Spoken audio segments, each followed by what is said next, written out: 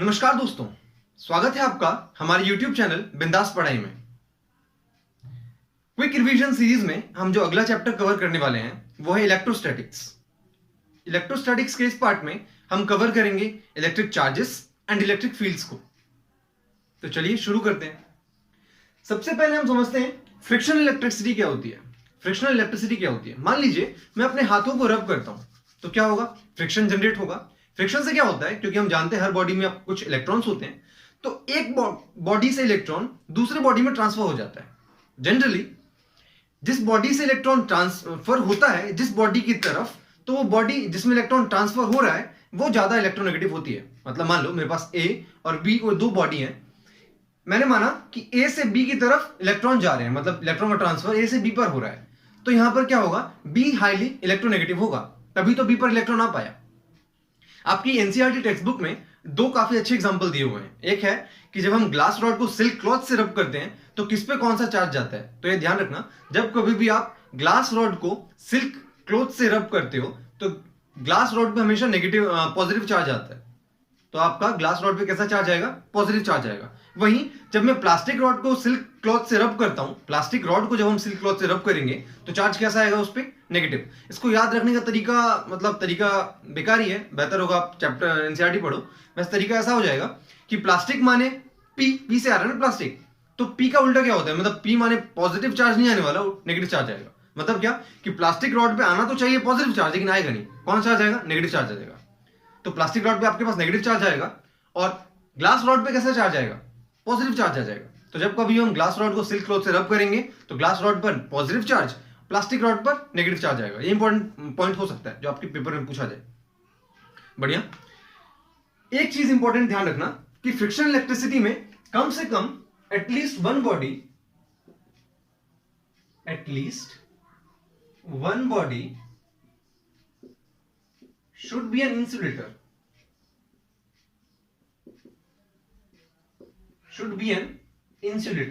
कम से कम एक बॉडी आपकी इंसुलेटर होना जरूरी है। ऐसा क्यों? मान लो मैंने कहा एक मेरे पास कंडक्टर है, तो जब इसमें से चार्ज इसमें जब ट्रांसफर होगा इलेक्ट्रॉन तो क्या होगा? क्योंकि ये कंडक्टर है तो अपना चार्ज वापस इसे खींच लेगा। इसी तरीके से मान लेते हैं दोनों कंडक्टर हैं, तो दोनों कंडक्टर के पास मान लो कुछ चार्ज है, इसके पास +5 कूलम है, इसके पास -2 कूलम है। तो जब ये दोनों अटैच करेंगे, जब इन दोनों को मैं टच कराऊंगा तो क्या होगा? 5 और -2 कितना हो जाएगा? 3 कूलम। तो 3 कूलम चार्ज नेट ये दोनों आपस में रिडिस्ट्रीब्यूट कर लेंगे। तो मतलब क्या है कि आपके फ्रिक्शनल इलेक्ट्रिसिटी होने के लिए खास बात क्या है कि कम से कम एक इंसुलेटर होना जरूरी है, ताकि चार्ज वापस रिडिस्ट्रीब्यूट ना हो सके। बढ़िया। नेक्स्ट जो पॉइंट है, तब हम कुछ प्रॉपर्टीज पढ़ने वाले हैं इलेक्ट्रिक चार्जेस के ऊपर। कुछ प्रॉपर्टीज। पहला प्रॉपर्टी क्या होता है? कंजर्वेशन देख लेते हैं। कंजर्वेशन ऑफ चार्ज क्या होता है? वैसे तो हम कंजर्वेशन कहते हैं कि चार्जेस के neither be created nor be destroyed, लेकिन ये कहना गलत होगा। मान लो मेरे पास +5 कूलम का चार्ज है, -2 कूलम का चार्ज है, जब दोनों को पास लाएंगे तो नेट 3 कूलम का चार्ज हो जाएगा। तो 3 कूलम आपस में बांट लेंगे ये दोनों। इनिशियली कैसे थे? 5 कूलम इसके पास, -2 कूलम इसके पास। अब तो 3 ही कूलम बचा ना, तो चार्ज तो कैसा हो गया? बदल गया चार्ज। हमने चार्ज को बदल दिया। लेकिन ये थ्योरम क्या कहता है कि चार्जेस के neither be created nor be destroyed. तो इसका मतलब क्या? थ्योरम गलत है? मतलब ये जो प्रॉपर्टी है गलत है? नहीं, ये प्रॉपर्टी गलत नहीं, हमारा समझने का तरीका गलत है। ये प्रॉपर्टी कहती है कि charges remain conserved in an isolated system. Isolated system का मतलब क्या है कि मान लो मेरे पास ये वाली बॉडी है, यदि इसके पास मान लो कोई चार्ज है, प्लस क्यू चार्ज, यदि मैंने उसको दिया है +Q चार्ज, तो इसके पास ये +Q चार्ज हमेशा बरकरार रहेगा जब तक इसके इंटरेक्शन में कोई दूसरी बॉडी ना आ जाए। क्या बात समझ में आ रही है? अभी यदि इसको हम अकेला छोड़ दें तो अभी कैसा सिस्टम है? आइसोलेटेड है, अभी बिल्कुल अलग है। तो यदि अब ये आइसोलेटेड रहेगा, बिल्कुल अलग रहेगा, तो इसके ऊपर जो भी चार्ज है वो हमेशा बरकरार रहेगा। क्या बात समझ में आती है? बढ़िया। अगला पॉइंट है मेरे पास क्वांटाइजेशन। तो ये तो बड़ा सिंपल है, इसको यदि हम समझाना चाहें तो हम एक लाइन लिख के समझा देंगे कि Q क्या होता है मेरे पास? N × E के बराबर होता है। मतलब क्या कि आप जो भी चार्ज दोगे वो इंटीग्रल मल्टीपल ऑफ इलेक्ट्रॉन्स का होना चाहिए। ठीक है, मतलब जो भी आप चार्जेस दोगे वो Ne के प्रेजेंस में, मतलब Ne के बराबर होना चाहिए, जहां पर N एक इंटीजर है। जहां पर N आपके पास कैसा है? एक इंटीजर है। आप कुछ भी N को ले सकते हो, कोई इंटीजर ले सकते हो। इसका मतलब यह है कि आप चार्ज कभी भी 1.5, 2.5, 3.5, 4.5 ऐसा नहीं ले सकते। चार्ज या तो 1 होगा, 2 होगा, मतलब कोई फाइनाइट नंबर होगा। आप डेसिमल्स में चार्ज को नहीं ले सकते।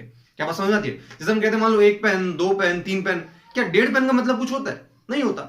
इसी तरह से डेढ़ चार्ज का मतलब भी कुछ नहीं होता। या तो आप 1 चार्ज दो, -1 चार्ज दो, -3 चार्ज दो, -5000 चार्ज दो, लेकिन कुछ ना कुछ पर्टिकुलर फिक्स वैल्यू होनी चाहिए। यदि आप डेसिमल में चले जाओगे तो फिर चार्ज नहीं हो सकता।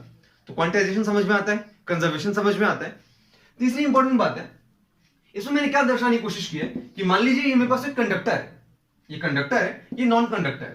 तो कंडक्टर के ऊपर यदि हम कुछ चार्ज देते हैं तो जो भी हम मान लो इसको मैंने पॉजिटिव चार्ज दिया, तो जो भी कंडक्टर के ऊपर मैं चार्ज दूंगा वो इसके आउटर सरफेस पे जाके डिस्ट्रीब्यूट हो जाता है। मतलब क्या कि यदि आपके पास कोई कंडक्टर है, इसको आप कुछ भी चार्ज दोगे तो कहां जाएगा, ये इसके आउटर सरफेस पर रहने वाला है। क्या इस कंडक्टर के अंदर कोई चार्ज जाएगा?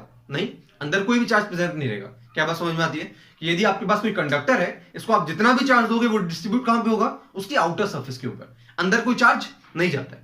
अच्छा, अंदर कोई चार्ज नहीं है तो इलेक्ट्रिक फील्ड तो चार्ज के कारण आता है ना। जब अंदर कोई चार्ज ही नहीं है तो क्या अंदर कोई इलेक्ट्रिक फील्ड होगी? नहीं, अंदर कोई भी इलेक्ट्रिक फील्ड नहीं होगी।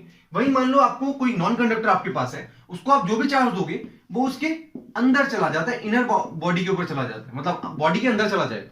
मान लो मेरे पास एक मेटल की बॉल है, ठीक है, इसमें जैसे ही आपको चार्ज दोगे तो यदि वो मेटेलिक है तो क्या होगा, चार्ज उसके सरफेस पे आ जाएगा। यदि वो नॉन मेटालिक बॉल है तो क्या होगा, चार्ज उसके अंदर चला जाएगा, उसकी बॉडी में चला जाएगा चार्ज। क्या बात समझ में आती है?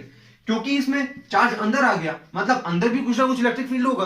जैसे हम कह सकते हैं कि नॉन कंडक्टर के अंदर, बॉडी के अंदर चार्ज हो सकता है, वहीं कंडक्टर के अंदर तो कोई चार्ज नहीं होता ना। मतलब कंडक्टर के अंदर कोई, क्योंकि मेरे पास कोई चार्ज नहीं है, चार्ज सारा का सारा कहां आ गया, इसकी सरफेस पे आ गया। तो कंडक्टर के अंदर हम बोलते हैं कि there can be no electric field inside a conductor. क्या बात समझ में आती है कि जो भी हम चार्ज देंगे वो कहां जाएगा, उसकी बाउंड्री पे जाएगा। तो जितना भी इलेक्ट्रिक फील्ड होगा उसकी बाउंड्री पे या बाउंड्री के बाहर इलेक्ट्रिक फील्ड हो सकता है। क्या बॉडी के अंदर कोई इलेक्ट्रिक फील्ड होगा, कंडक्टर के अंदर कोई इलेक्ट्रिक फील्ड होगा? नहीं होगा, ठीक है। अच्छा, एक बात आपको ध्यान रखनी है कि पॉजिटिव चार्ज के कारण इलेक्ट्रिक फील्ड बाहर की तरफ होती है, ये तो बहुत आपको पता ही होगी, और नेगेटिव चार्ज के कारण इलेक्ट्रिक फील्ड अंदर की तरफ होती है, ये ध्यान रखना। तो यदि हम कहते हैं कि मेरे पास कोई कंडक्टर था, चार्ज कंडक्टर, इसको जब हमने कोई प्लस चार्ज दिया तो उसकी सरफेस पे आ गया, तो इसके ऊपर इलेक्ट्रिक फील्ड लाइन यदि हम ड्रॉ करें तो कहां जाएगा, वो कैसे ड्रॉ करेंगे, प्लस चार्ज है, मतलब बाहर की तरफ इलेक्ट्रिक फील्ड लाइन ड्रॉ करनी होगी हमको, तो लो कर दिया। तो ऐसा कुछ आपके पास प्रेजेंटेशन कैसा आ जाएगा, इलेक्ट्रिक फील्ड लाइंस का बाहर की तरफ आप लाइंस दिखा दो। इसमें तो कुछ कह नहीं सकते, इसमें तो मतलब इलेक्ट्रिक फील्ड लाइन अंदर भी है ना, तो इसमें आप अंदर दिखा देना कि अंदर इसके पास कुछ इलेक्ट्रिक फील्ड लाइंस है। क्या बात समझ में आती है? तो हमने ये जाना कि कंडक्टर के ऊपर आप जितना भी चार्ज दोगे वो उसके आउटर सरफेस पे चला जाएगा, नॉन कंडक्टर पे आप जितना भी चार्ज दोगे वो उस बॉडी के अंदर चला जाएगा। क्या बात समझ में आती है? आगे देखो, आगे मेरे पास चार्ज इंडक्शन। चार्ज इंडक्शन क्या होता है, यदि हम यहीं पे देखें तो मान लो ये मेरे पास कोई न्यूट्रल कंडक्टर था। न्यूट्रल मतलब इसके पास जितना पॉजिटिव है उतना ही नेगेटिव चार्ज भी था, ठीक है। कोई बहुत दूर से मैं एक नेगेटिव चार्ज वाला पार्टिकल ला रहा हूं, मतलब ये तो मेरे पास न्यूट्रल कंडक्टर था, बहुत दूर से हम क्या कर रहे हैं, एक चार्ज पार्टिकल ला रहे हैं, मान लो नेगेटिव चार्ज। तो क्या होगा, जैसे जैसे नेगेटिव चार्ज पास में आएगा तो जो मेरे पास पहले जो कभी इनिशियली न्यूट्रल रहा होगा, अब क्या होगा, इसमें सेपरेशन बनना स्टार्ट हो जाएगा। सेपरेशन माने कि जैसे मेरे पास ये पॉजिटिव नेगेटिव में टूट जाएगा, तो टूटेगा तो कैसे बनेगा ये कि आपके पास पॉजिटिव पॉजिटिव इसकी तरफ खिंच जाएगा, क्योंकि नेगेटिव चार्ज है ना, तो नेगेटिव चार्ज के पास कौन सा चार्ज चला जाएगा, पॉजिटिव वाला। मतलब जितना भी आपके पास पॉजिटिव हिस्सा है वो इसकी तरफ चला जाएगा। अब पॉजिटिव तो आपने अलग कर दिया, बचा क्या, नेगेटिव चार्ज, तो नेगेटिव चार्ज के दूसरे हिस्से पर आ जाएगा। मतलब मान लो यदि मैं इसको यहां से कुछ कट कर दूं इसके प्रेजेंस में, तो मेरे पास जो ये वाला हिस्सा है इसमें बस पॉजिटिव चार्ज होगा, और लेफ्ट मतलब राइट वाले हिस्से में मात्र और मात्र कैसा चार्ज होगा, नेगेटिव चार्ज होगा। क्या बात समझ में आती है? तो जो यहाँ पे सेपरेशन ऑफ चार्जेस है इसको हम कहते हैं चार्ज इंडक्शन। चार्ज इंडक्शन क्या होता है कि मान लो जैसे हम दो चार्जेस मान लो मेरे पास एक कोई चार्ज बॉडी है जो न्यूट्रल है, उसके प्रेजेंस में यदि हम कोई दूसरा चार्ज बॉडी लाते हैं जिसके पास कोई चार्ज है, प्लस या माइनस कुछ भी हो सकता है, तो क्या होगा कि इस पार्टिकल के ऊपर जो चार्ज पार्टिकल हम ला रहे हैं उसके अपोजिट चार्ज इसकी उस साइड में इंड्यूस हो जाएगा। इसी को हम कहते हैं charge induction.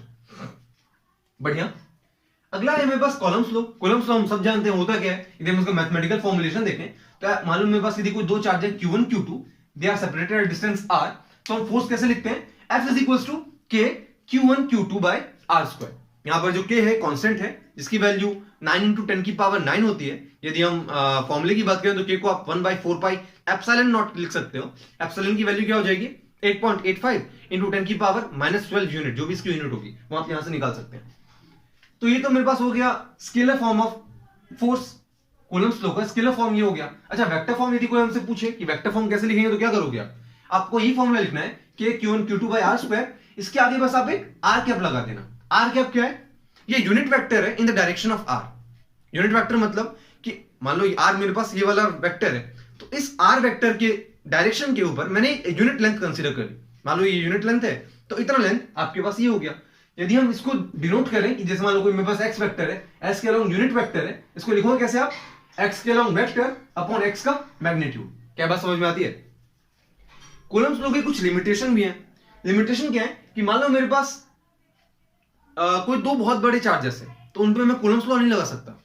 It is only valid for point charges. जैसे हम यहां पे समझते हैं कि मान लो मेरे पास दो काफी बड़े चार्जेस आ गए, ठीक है, इस दोनों के ऊपर मैंने माना प्लस क्यू चार्ज है, तो प्लस क्यू चार्ज है तो हम जानते हैं पॉजिटिव पॉजिटिव रिपल करना चाहेगा, तो मतलब इसके ऊपर जो नेट फोर्स आएगा वो कुछ इस डायरेक्शन में, इसके ऊपर जो नेट फोर्स होगा वो इस डायरेक्शन में। मतलब क्या होगा कि ये जो मेरे पास दो चार्ज बॉडी है, ये दोनों दूर भागना चाहिए, ये दोनों बॉडी दूर भागना चाहिए। तो ये दोनों बॉडी दूर भागना चाहिए, तो इनके ऊपर जो नेट डिस्टेंस होगा वो भी तो थोड़ा दूर हो जाएगा ना। मान लो मेरे पास दो बॉडी थे, दोनों के ऊपर सेम चार्ज था, तो दोनों बॉडी दूर भागना चाहेंगे। तो क्योंकि ये दोनों बॉडी दूर चले गए, तो इनका जो ये जो डिस्टेंस था ये भी तो बढ़ जाएगा। मतलब मेरे पास क्या होगा, ये जो आर इक्विवेलेंट जो होगा, जो बाद वाला जो आर होगा, ये बढ़ नहीं जाएगा यदि ये दोनों दूर चले गए तो। अब यदि मैं आर इक्विवेलेंट यहां पे डालूं, क्योंकि मैंने आर को बढ़ा दिया है, तो फोर्स कैसा आ जाएगा, मेरे को कम मिल जाएगा। यदि मैं इस फॉर्मूले से अब निकालता हूं, क्योंकि नया जो आर इक्विवेलेंट होगा वो तो बढ़ा वाला होगा, तो यदि मैं इस आर इक्विवेलेंट को यहां यूज करूं तो फोर्स की वैल्यू घट जाएगी, क्योंकि आर बढ़ेगा तो फोर्स घट जाएगा। इसी तरीके से देखते हैं क्या होता है यदि हम मान लो फोर्स को नेगेटिव ले लिया, मतलब फोर्स बोलो चार्ज को मैंने मान लो नेगेटिव ले लिया, इसको माइनस क्यू ले लिया और इसको मान लो प्लस क्यू ले लिया। मैंने दोनों को अपोजिट चार्ज कंसिडर किया, क्योंकि अपोजिट है तो ये दोनों कैसे करेंगे, अट्रैक्ट होंगे। मतलब ये भी कुछ पास जाना चाहेगा और ये वाला भी कुछ पास जाना चाहेगा। अब जब दोनों पास आ जाएंगे तो इनके ऊपर जो नेट जो रेडियस नेट जो इनका डिस्टेंस था वो भी क्या हो जाएगा, थोड़ा कम नहीं हो जाएगा। तो इसमें आर इक्विवेलेंट जो होगा, इसमें जो आपके पास आर इक्विवेलेंट निकल के आएगा वो थोड़ा कम हो जाएगा। अब आपके पास आर इक्विवेलेंट कम आया, इसको यदि आप यहां पे रख दोगे तो फोर्स की वैल्यू बढ़ जाएगी। तो इसका मतलब क्या है कि आप कूलम्ब्स लॉ के हिसाब से दो बड़े बड़े आपके पास यदि बॉडी हैं तो उनके ऊपर आप फोर्स की वैल्यू नहीं लिख पाओगे, क्योंकि क्या होगा, यदि सेम चार्जेस होंगे थोड़ा खिसक जाएंगे तो आपको नेट आर पता ही नहीं चल पाएगी कि आपको कितना लेना है, और थोड़ा बहुत मिस्टेक हो गया तो फिर ये गलत वैल्यू दे देगा आपको, ये वाला फॉर्मूला जो है। दूसरा जो है कि कूलम्ब्स लॉ आपको तभी वैलिड है जब दोनों चार्जेस रेस्ट पर हो। मतलब जैसे ही दोनों चार्जों ने मान लो मूव करना स्टार्ट किया तो आप कूलम्ब्स लॉ लगा नहीं पाओगे, क्योंकि यहाँ पे वेलोसिटी का कोई फैक्टर है ही नहीं। बस आपको दे दिया k q1 q2 by r square. आपको ये बताया नहीं गया कि जब चार्जेस मूव करेंगे तो उनके ऊपर हमको चार्ज की वैल्यू क्या लेनी है। क्या ये दो बात समझ में आती है? पहली बात क्या कि Coulomb's law can not be applied on Coulomb's law can only be applied in the case of point charges. दूसरी बात क्या कि Coulomb's law is valid only for static charges या फिर रेस्ट चार्ज, जो चार्जेस रेस्ट पर है उनके लिए वैलिड। अगली बात सुपर पोजिशन देख लीजिए। सुपर पोजिशन मान लीजिए आपके पास 3 से 4 वेक्टर है, मान लो 3 से ज्यादा या 3 से कम वेक्टर है, फोर्स के वेक्टर है, तो उसको आपको कैसे ट्रीट करते हैं। मान लीजिए मेरे पास ये प्लस Q1 चार्ज आ गया, यहाँ माइनस Q2 चार्ज था, यहाँ पे माइनस Q4 चार्ज है, यहाँ पे Q3 चार्ज है। तो क्या होगा, मैंने Q1 के ऊपर वो फोर्स लिखना है Q2 के कारण, मेरे को Q1 के ऊपर फोर्स लिखना है Q2 के कारण। तो देखो Q2 क्या है, नेगेटिव है ना, माइनस Q2 है, तो क्या होगा, इसके ऊपर जो भी फोर्स होगा वो इसकी डायरेक्शन में लगेगा। इसी तरीके से Q3 कैसा है, पॉजिटिव चार्ज है, दोनों पॉजिटिव हो गए, मतलब ये रिपेल करेगा, तो इसकी डायरेक्शन में इसको रिपेल करा देते हैं। ये मेरे पास F3 आ गया, Q2 के कारण F2, Q3 के कारण F3। इसी तरह से देखते हैं ये माइनस Q4 है, तो माइनस Q4 मतलब नेगेटिव है ना, दोनों अपोजिट हो गए, तो ये इसकी तरफ फोर्स लगाएगा। ये मेरे पास F4 आ गया। अब नेट क्या होगा, नेट इन तीनों का वेक्टर सम, जो मेरे पास F2 F3 F4 जो मेरे पास 3 वेक्टर आए हैं, इन तीनों का यदि आप नेट वेक्टर सम ले लोगे तो आप नेट फोर्स लिख पाओगे। अच्छा, नेट ये फोर्स लिखने के भी दो तरीके हैं, या तो आप सबको आई कैप जे कैप के कैप की फॉर्म में लिख लो और सिंपली एडिशन कर दो, या तो दूसरी बात क्या है कि आप इनको आप एक ऐसा काम करो कि आप एक एक्स एक्सिस बनाओ, एक वाई एक्सिस बनाओ, और जितने भी आपके पास फोर्सेस हैं उनको आप एक्स एक्सिस और वाई एक्सिस के लॉन्ग रिजॉल्व कर लो, उसके बाद लिख लो। उसके बाद आप नेट फोर्स कितना लिख पाओगे, under root of F X square plus under root of F X square plus Y F Y square. तो ऐसे आप नेट फोर्स लिख पाओगे। तो नेट फोर्स लिखने के दो तरीके हैं, या तो आप आई कैप जे कैप के कैप के फॉर्म में लिख लो, या फिर आप क्या करो कि कोई दो परपेंडिकुलर वेक्टर आप एक्सिस कंसीडर कर लो और उन एक्सिस के अलॉन्ग आप डायरेक्शंस को रिजॉल्व कर लो। तो अब देखते हैं charge distribution on isolated conductor, कि जब हमारे पास जब कंडक्टर आइसोलेटेड हो, अकेले जब हो, पूरी दुनिया से जब उस कंडक्टर को कोई मतलब नहीं है, तब उसके ऊपर चार्ज डिस्ट्रीब्यूशन कैसा होता है। ध्यान रखना, उसके ऊपर चार्ज डिस्ट्रीब्यूशन उसके रेडियस के प्रोपोर्शनल होता है, मतलब रेडियस के इनवर्सली प्रोपोर्शनल होगा, कि जहां रेडियस ज्यादा वहां पर देखो चार्जेस कम आएंगे, जहां रेडियस कम वहां पे चार्जेस बहुत ज्यादा आएंगे, क्योंकि हम जानते हैं कि जो मेरे पास सरफेस चार्ज डेंसिटी होती है वो रेडियस के इनवर्सली प्रोपोर्शनल होती है। आपको क्या ध्यान रखना है कि मान लो मेरे पास यदि कोई कंडक्टर है, तो यदि उस कंडक्टर का रेडियस ज्यादा है तो वहां पे चार्जेस कैसे होंगे, कम होंगे। यदि उसमें रेडियस का कंडक्टर उस कंडक्टर का रेडियस यदि मान लो कम है तो चार्जेस वहां पे आपको ज्यादा भरने पड़ेंगे, ठीक है। यदि मान लो स्फेरिकल हो तो फिर तो वो यूनिफॉर्मली डिस्ट्रीब्यूट हो जाएगा ना, कि मान लो मैंने उसको कुछ चार्ज क्यों दिया, क्योंकि ये कंडक्टर है तो सारा चार्ज इसके बाउंड्री पे आ जाएगा, अंदर कोई चार्ज नहीं, अंदर कोई फील्ड नहीं है, और ये पूरा यूनिफॉर्मली डिस्ट्रीब्यूट हो जाएगा। क्यों? क्योंकि ये तो अपने पास एक स्फीयर है। अब देखते हैं इक्विलिब्रियम क्या होता है। मान लो मेरे पास दो चार्जेस हैं, दो मेरे पास यहाँ पे प्लस क्यू चार्ज है, मैंने बीच में इनके बिल्कुल एग्जैक्टली मिडवे में कोई चार्ज प्लस क्यू1 ले आया, मैं यहाँ पे एक चार्ज प्लस क्यू1 ले आया हूं। अब देखते हैं इसके कारण क्या क्या इक्विलिब्रियम के केसेस बनेंगे। मान लो हम क्या करते हैं, यहाँ पे प्लस क्यू1 जो है मेरे पास, इसको हल्का सा टुवर्ड लेफ्ट इसको डिस्प्लेस कर देते हैं, इसको डिस्टर्ब कर दो हल्का सा लेफ्ट में, तो जैसे ही ये लेफ्ट में जाएगा वैसे ही ये दोनों, क्योंकि कैसे चार्ज है, पॉजिटिव चार्ज है, ये दोनों एक दूसरे को रिपेल करेंगे, तो ये इसको रिपेल करके वापस इस डायरेक्शन में भेज देगा। मैंने क्या किया कि Q1 को हल्का सा लेफ्ट की तरफ डिस्प्लेस किया, क्योंकि दोनों सेम चार्जेस हैं, इनका नेचर सेम है, तो Q0 जो है इसको वापस अपनी ओरिजिनल डायरेक्शन में भेज देगा। जब कभी भी ऐसा होता है कि हम किसी बॉडी को उसकी मीन पोजीशन से दूर भेजें और वापस अपनी मीन पोजीशन पे आना चाहे, तो उस पोजीशन को हम कहते हैं वो एक स्टेबल इक्विलिब्रियम में है। तो हम कहेंगे कि जब मेरे पास जब दोनों चार्जेस पॉजिटिव हो, बीच में भी कोई पॉजिटिव रखा हो, तब अलोंग एक्सिस कैसा इक्विलिब्रियम होगा, स्टेबल। क्योंकि मैं इसे लेफ्ट में भेजना तो चाहता हूं, लेकिन आना कहां चाहता है, वापस राइट में। अब देखते हैं एक केस परपेंडिकुलर टू एक्सिस वाला, कि मैंने क्या किया, इस प्लस क्यू1 को हल्का सा परपेंडिकुलर टू इस एक्सिस के परपेंडिकुलर देखते हैं डिस्प्लेस करके।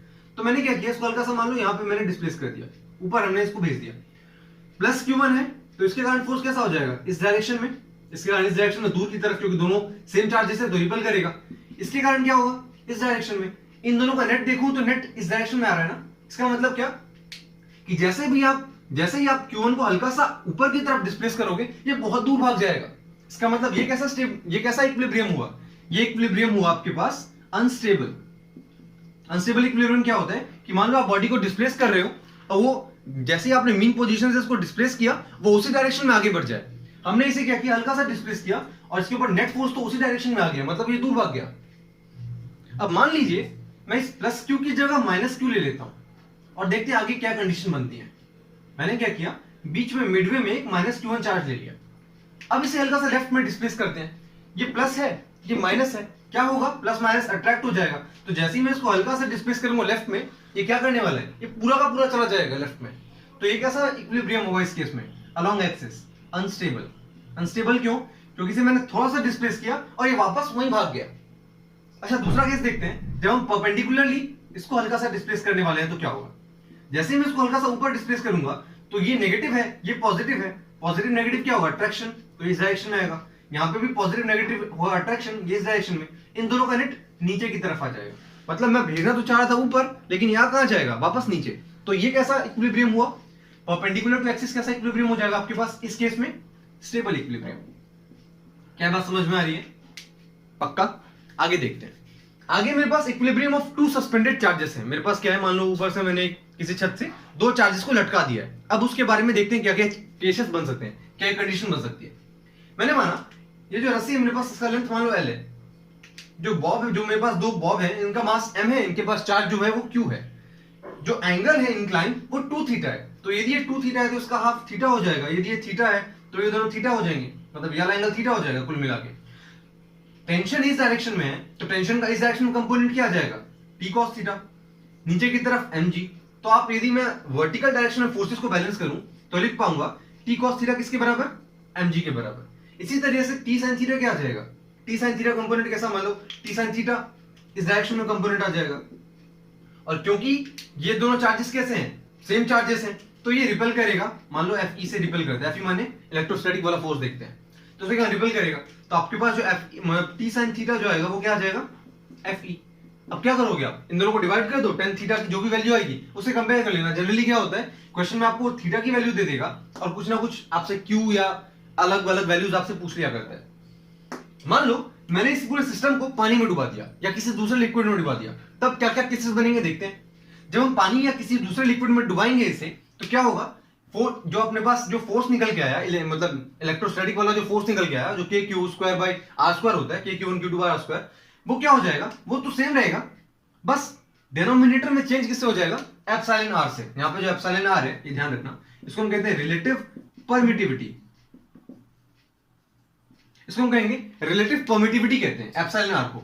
तो बस आपको एप्सिलॉन आर से डिवाइड करना होगा। एप्सिलॉन आर हर मीडियम का अलग अलग होता है, जैसे एयर के लिए 1 होता है। इसी तरीके से यदि मैं यहाँ पे जी इफेक्टिव लिखूं, तो जी इफेक्टिव कैसे लिख पाएंगे, g times of 1 minus rho liquid by rho sigma. यहाँ पे रो लिक्विड आपके पास जिस लिक्विड में आप उसको सबमर्ज करना चाहते हो उस लिक्विड का डेंसिटी, रो सॉलिड इस जो आपके पास जो सॉलिड है जो उसमें सबमर्ज हो रहा है उसका डेंसिटी हो जाएगा। क्या बात समझ में आ रही है। यहाँ पे जी इफेक्टिव क्या होगा, g times of 1 minus rho liquid by rho sigma, rho solid. यहाँ पे रो लिक्विड क्या होगा, लिक्विड की डेंसिटी, रो सॉलिड क्या होगा, सॉलिड की डेंसिटी। आगे देखते हैं इलेक्ट्रिक फील्ड। इलेक्ट्रिक फील्ड क्या होता है, मान लो मेरे पास एक कोई चार्ज है, इस चार्ज के आसपास कुछ ना कुछ ऐसा एरिया होगा कि जिसके अंदर यदि मैं कोई बाहर से कोई दूसरा चार्ज लाता हूं तो क्या होगा, उस चार्ज को एक नई फोर्स महसूस होगा। क्या बात समझ में आ रही है। मेरे पास मान लो कोई प्लस क्यू चार्ज है, यहां से बहुत दूर से इंफिनिटी से मान लो कोई चार्ज ला रहा हूं, तो यहां तक तो आ गया, अब देखता आगे जाऊंगा तो भाई कोई फोर्स मेरे को मिल रहा है, तो इस फोर्स के कारण ये क्या हो रहा है, इसको कुछ ना कुछ फोर्स महसूस हो रहा है। तो ये जो फोर्स होता है इसी को हम कहते हैं इलेक्ट्रिक फील्ड। ये जो फोर्स होता है ये किस कारण से आता है, इलेक्ट्रिक फील्ड के कारण से आता है। इंपॉर्टेंट बात, इलेक्ट्रिक फील्ड मात्र और मात्र स्टैटिक चार्जेस पे अपना फोर्स लगा सकती है।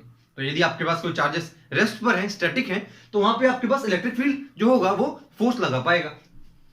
अच्छा, यदि मान लो चार्जेस मूव करेंगे तो उस केस में इलेक्ट्रिक फील्ड वहां पे फोर्स नहीं लगा पाएगा, तो वहां पे मैग्नेटिक फील्ड होता है, जो कि आगे की बातें होती हैं। मान लो मेरे पास एक पॉइंट चार्ज है जिसके पास चार्ज जो क्यू माना है मैंने, तो पी मतलब आर डिस्टेंस पे यदि हम इसका इलेक्ट्रिक फील्ड निकालना चाहें तो उसका फॉर्मूला होता है K Q by R square. उसको हम ऐसा देख सकते हैं कि ये K Q one Q two by R square था, उसको मैंने डिवाइड कर दिया, मतलब फोर्स को मैंने डिवाइड कर दिया by a unit positive charge. जब हम फोर्स को डिवाइड कर लेते हैं यूनिट पॉजिटिव चार्ज से, तो हमको क्या मिल जाता है, इलेक्ट्रिक फील्ड मिल जाता है। मतलब ये जो वैल्यू आपके पास इलेक्ट्रिक फील्ड की वैल्यू है। ठीक है। अच्छा, ये तो हमने देखा पॉइंट चार्ज के लिए। मान लो मेरे पास कोई एक्सटेंडेड बॉडी है, मतलब काफी बड़ी बॉडी है, उसका इलेक्ट्रिक फील्ड निकालना हो तो कैसे निकालेंगे, आप क्या करोगे, उस पर किसी पॉइंट पर हल्का सा छोटा सा टुकड़ा काट लोगे। मान लो मेरे इस छोटे से टुकड़े का जो मेरे पास चार्ज है वो मान लो डी क्यू है, तो उस छोटे से टुकड़े से आर डिस्टेंस पर आप क्या करोगे, एक हल्की सी स्ट्रिप काट लोगे जिसके ऊपर आपको चार्ज पता रहेगा या नहीं पता रहेगा, तो आप इंटीग्रेशन से पता करोगे। उसके बाद आप इलेक्ट्रिक फील्ड लिख लोगे K D Q by R square का इंटीग्रेशन। ऐसा करके आपको वहां पे इलेक्ट्रिक फील्ड पता चल जाएगा। अब देखते हैं टेस्ट चार्ज क्या होता है। टेस्ट चार्ज माने बेहद छोटा चार्ज, मतलब जितना छोटा से छोटा चार्ज हो सकता है। ये छोटा चार्ज कहने का क्या मतलब है आपको समझ में आएगा कि मान लो मेरे पास एक सोर्स है, सोर्स इलेक्ट्रिक फील्ड भेज रहा है लगातार, मान लो इस डायरेक्शन में, तो छोटा चार्ज कैसा होगा, मान लो मेरे पास प्लस क्यू मैंने माना है कि ये टेस्ट चार्ज है, तो क्या होगा, क्योंकि ये क्यू है, यहाँ पे इलेक्ट्रिक फील्ड, क्योंकि यहाँ पे चार्ज है, यहाँ पे इलेक्ट्रिक फील्ड है, तो इस चार्ज के ऊपर एक फोर्स लगेगा जिसको हम कहेंगे एफ। ये जो फोर्स है इसकी वैल्यू क्या हो जाती है, क्यू इंटू ई। मतलब आप क्या करोगे, जहां पे भी आपके पास जो भी इलेक्ट्रिक फील्ड की वैल्यू होगी उसको आप चार्ज से मल्टीप्लाई कर देना, तो वो फोर्स के बराबर आ जाता है। तो एक नेट इसके पास फोर्स लगेगा जो होगा क्यू इंटू ई इस डायरेक्शन में, तो ये चार्ज इस डायरेक्शन में मूव करना स्टार्ट हो जाएगा। चलो बढ़िया बात है। अच्छा, ये तो पॉजिटिव चार्ज है। मैंने आपको बताया चार्ज इंडक्शन में क्या होता है कि यदि मेरे पास कोई पॉजिटिव चार्ज हो, उसके पॉजिटिव या नेगेटिव को चार्ज हो, उसके आसपास यदि हमको चार्ज लाते हैं तो क्या होता है, उसके ऊपर से इलेक्ट्रॉन्स इस तरफ आ जाएंगे यदि ये पॉजिटिव है, इलेक्ट्रॉन्स दूसरी तरफ भाग जाएंगे यदि ये नेगेटिव होगा तो। ठीक है, तो ये तो मेरे पास पॉजिटिव है, तो होना क्या चाहिए था कि क्योंकि ये पॉजिटिव है, इस सोर्स के आसपास जो भी इलेक्ट्रॉन थे वो तो यहां आ जाने चाहिए थे, कायदे से ऐसा होना चाहिए था। तो यहाँ पे इलेक्ट्रॉन है तो उसके ऊपर तो फील्ड की डायरेक्शन बदल जानी चाहिए थी। बात समझ में आ रही मैं क्या कह रहा हूं। मैंने कहा कि मान लो कि यदि ये क्यू चार्ज थोड़ा बड़ा है, मैंने माना क्यू चार्ज मेरे पास ठीक ठाक बड़ा है, तो क्या होगा, इसके ऊपर इंडक्शन इफेक्ट लगाएगा। इंडक्शन इफेक्ट से क्या होगा, क्योंकि ये पॉजिटिव है तो नेगेटिव चार्ज मतलब इलेक्ट्रॉन्स जो है यहाँ पे आ जाएंगे, क्योंकि यहाँ पे इलेक्ट्रॉन्स आए तो इलेक्ट्रॉन्स की जो डायरेक्शन होती है इलेक्ट्रिक फील्ड की वो तो पॉजिटिव चार्ज की अपोजिट होती है, तो यहाँ पे फिर इलेक्ट्रिक फील्ड किस डायरेक्शन में आ जाएगा, उसके अपोजिट डायरेक्शन में आ जाएगा। तो फिर तो फोर्स के मतलब क्यू के ऊपर फोर्स की डायरेक्शन ये हो जानी चाहिए थी। लेकिन क्योंकि मैंने कहा है टेस्ट चार्ज कैसा चार्ज होता है, बेहद छोटा चार्ज, मतलब इतना छोटा चार्ज कि वो इंडक्शन इफेक्ट ना लगा पाए। तो यदि आपसे कोई पूछता है कि क्यों मतलब टेस्ट चार्ज कितना छोटा चार्ज हो, क्या कौन सा चार्ज होता है, तो आप सिंपल ये बता दो कि टेस्ट चार्ज वो चार्ज है जो इंडक्शन इफेक्ट ना लगा पाए, जिसके ऊपर इंडक्शन इफेक्ट नहीं लगता है। ठीक है। अब देखते हैं इलेक्ट्रिक फील्ड का इफेक्ट क्या होता है यदि मेरे पास कोई चार्ज मूव हो रहा है, मतलब रेस्ट चार्ज पे तो हमने देख लिया, हम सिंपल क्या लिखेंगे, फोर्स को एफ क्यू इंटू लिख लेंगे। अब यदि मान लो चार्ज मूव कर रहा है तो उसमें इलेक्ट्रिक फील्ड का कैसा इफेक्ट होता है देखते हैं। मान लो मेरे पास एक बॉल है जिसके ऊपर मास m है, चार्ज q है, इसको मैं u वेलोसिटी से प्रोजेक्ट कर रहा हूं प्रोजेक्टाइल मोशन में एट एन एंगल थीटा। नीचे की तरफ g तो हमेशा लगेगा, मैंने क्या किया अपनी तरफ से एक एडिशनल इलेक्ट्रिक फील्ड लगा दी डाउनवर्ड डायरेक्शन में, क्योंकि इलेक्ट्रिक फील्ड आपके पास डाउनवर्ड डायरेक्शन में आ गई है तो आपके पास जो नेट g की वैल्यू आएगी, मतलब नेट जो आपके पास एक्सेलरेशन डाउनवर्ड डायरेक्शन में होगा वो क्या होगा g, और इसके कारण जो भी मतलब एक्सेलरेशन लग रहा होगा दोनों का समीशन, क्योंकि दोनों मेरे पास सेम डायरेक्शन लग रहे हैं। अच्छा E के कारण एक्सेलरेशन क्या होता है, क्योंकि हम जानते हैं कि ma जो होता है मतलब फोर्स जो होता है वो q इंटू ई होता है, तो यहां से यदि आपको एक्सेलरेशन निकालना पड़े तो क्या हो जाएगा q e बाई m, आपको q पता है, e पता है, m पता है, यहां से एक्सेलरेशन निकालो तो नेट आपके पास g इफेक्टिव कितना आ जाएगा, ये वाला g प्लस इसके कारण वाला एक्सेलरेशन जो कि हो जाएगा q e बाई m। ठीक है, मान लो मैंने क्या किया, मैंने एक सीलिंग से एक छत से एक रस्सी को बांध दिया, उससे मैंने किसी बॉब को लटका दिया, यहाँ पे पेंडुलम को मैंने यहाँ पे बॉब को लटका दिया। अब आपको निकालना है कि इसके ऊपर जो टाइम पीरियड होगा, मतलब इस पेंडुलम का जो टाइम पीरियड होगा वो कितना होगा, ये आपको निकालना है। तो टाइम पीरियड का फॉर्मूला तो सिंपल होता है, t is equal to 2 pi under root l by g. तो कुल मिला के यहाँ पे चेंज क्या होगा, g चेंज हो जाएगा। अब देखते हैं कैसे क्या चेंज होगा। तो नॉर्मल कंडीशन में नीचे g लग जाएगा, यहां पर क्या क्या लगेगा, क्योंकि पानी में है तो पानी के ऊपर मैंने आपको कहा है g इफेक्टिव कैसा लगता है, पानी वाला g कैसा लगता है, मानो मैंने कह दिया g डैश यदि कहता हूं तो कैसा लगेगा, g times of 1 minus rho liquid by rho sigma, इतना लग जाएगा। ये तो मान लो पानी के कारण, ऊपर लिखोगे आप लिक्विड का, नीचे लिख दोगे आप जो भी सॉलिड या जो भी पेंडुलम है या जो भी बॉब है इसका डेंसिटी लिख दोगे। लेकिन मैंने ऊपर की तरफ इलेक्ट्रिक फील्ड लगा दिया है, जी तो नीचे की तरफ लगेगा, इलेक्ट्रिक फील्ड ऊपर की तरफ है। इसका क्या मतलब है कि आपको इलेक्ट्रिक फील्ड की अब की बार जो एक्सेलरेशन होगा उसको घटाना पड़ जाएगा, तो हम यहाँ पे घटा देंगे, घटाए क्या जाएगा, इलेक्ट्रिक फील्ड का एक्सेलरेशन कितना हो जाएगा q e बाई m, तो आपके पास नेट g इफेक्टिव की वैल्यू आ जाएगी, मतलब g times of 1 minus rho liquid by rho sigma, I mean rho solid minus q e by m, और इस g इफेक्टिव की वैल्यू को आप वहां पे यूज कर लेना टाइम पीरियड में, तो आपके पास टाइम पीरियड निकल के आ जाएगा। तो ये कुछ केसेस थे जब चार्जेस आपके पास मूव कर रहे थे, उसमें क्या रोल होता है इलेक्ट्रिक फील्ड का वो। चलिए अब इलेक्ट्रिक फील्ड की कैलकुलेशन करना सीखते हैं कि इलेक्ट्रिक फील्ड इलेक्ट्रिक फ्लक्स और गॉस लॉ को कैलकुलेट कैसे करें। सबसे पहले जो अपने पास जो फाई होता है, फाई क्या होता है, कुल मिला के आपके पास इलेक्ट्रिक फ्लक्स को हम फाई से डिनोट करते हैं। फाई होता क्या है, जितनी लाइन किसी सरफेस से पास होंगी उसे हम फाई कहते हैं। फाई क्या होता है, मान लो मेरे पास एक सरफेस है, इस सरफेस से मान लो 1000 लाइन पास हो रही है, तो मैं 1000 इलेक्ट्रिक फील्ड लाइन पास हो रही है, तो मैं क्या कहूंगा कि फाई की वैल्यू कितनी है 1000। तो कुल मिला के जितनी भी इलेक्ट्रिक लाइन फील्ड लाइन पास कर रही होती है किसी सरफेस से, उसको हम कहते हैं फ्लक्स। फ्लक्स क्या होता है, it is a vector product of electric field and area. एक बात ध्यान रखना, ये जो आपके पास एरिया है, ये एरिया इलेक्ट्रिक फील्ड के परपेंडिकुलर होना चाहिए। मतलब मान लो इलेक्ट्रिक फील्ड यदि आपके पास एक्स एक्सिस में फ्लो कर रहा है, तो आपके पास जो एरिया आ जाएगा वो एक्स एक्सिस के परपेंडिकुलर, मतलब वाईजेड प्लेन पूरा हो सकता है।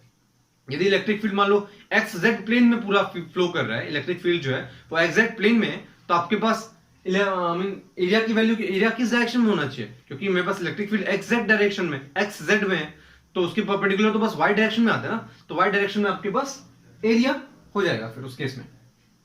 तो इसको आप ऐसे डिनोट कर दोगे E डॉट S से, E डॉट S मतलब E into S into cos theta, यहाँ पे E S का आप मैग्नीट्यूड लिख लेना, into cos theta. Cos theta क्या होगा यहाँ पे, angle between S vector and E vector. S vector आपके पास एरिया वेक्टर है, E वेक्टर आपके पास इलेक्ट्रिक फील्ड वेक्टर है।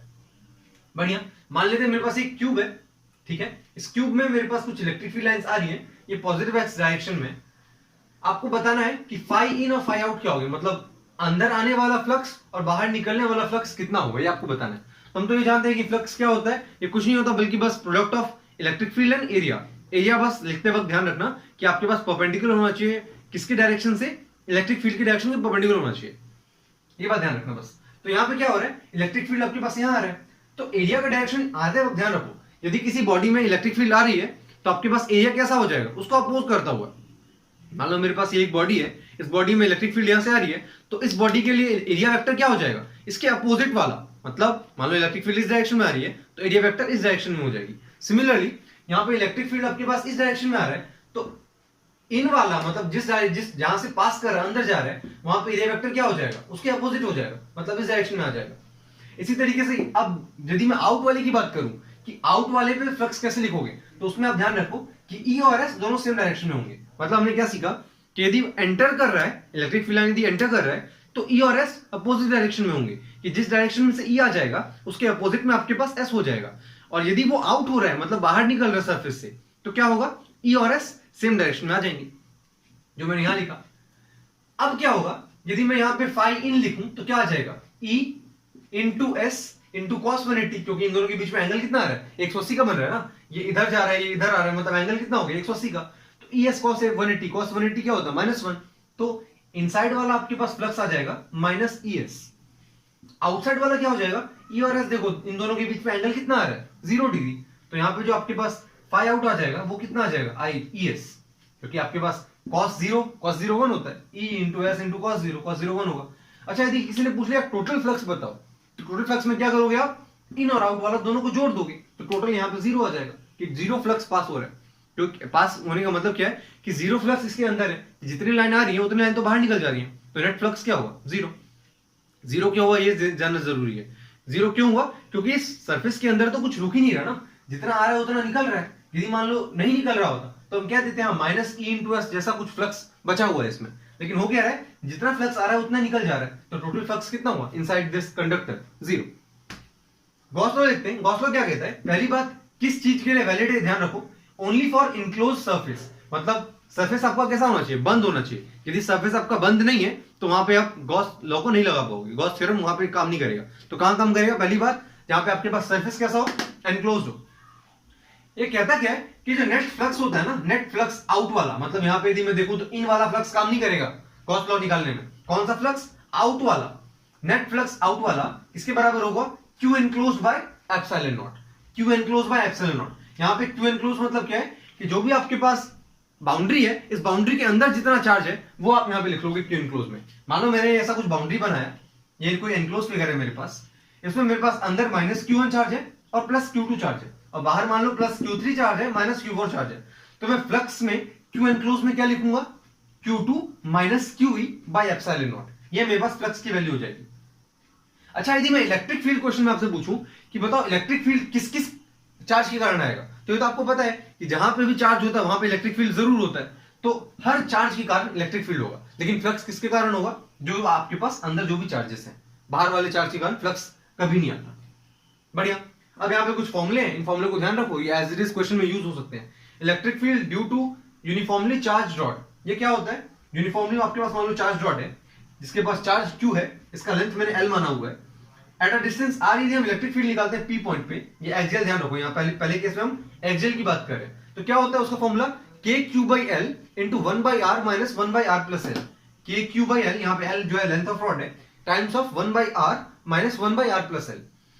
इसी तरीके से यदि मैं आपको इक्वेटोरियल मतलब परपेंडिकुलर टू दिस रॉड यदि आपसे पूछता हूं इस पॉइंट पे, मतलब at a distance R above this rod, यदि आपसे पूछता है इलेक्ट्रिक फील्ड कितना होगा, तो उसका फॉर्मूला क्या होता है, 2KQ/R under root of L square plus 4R square.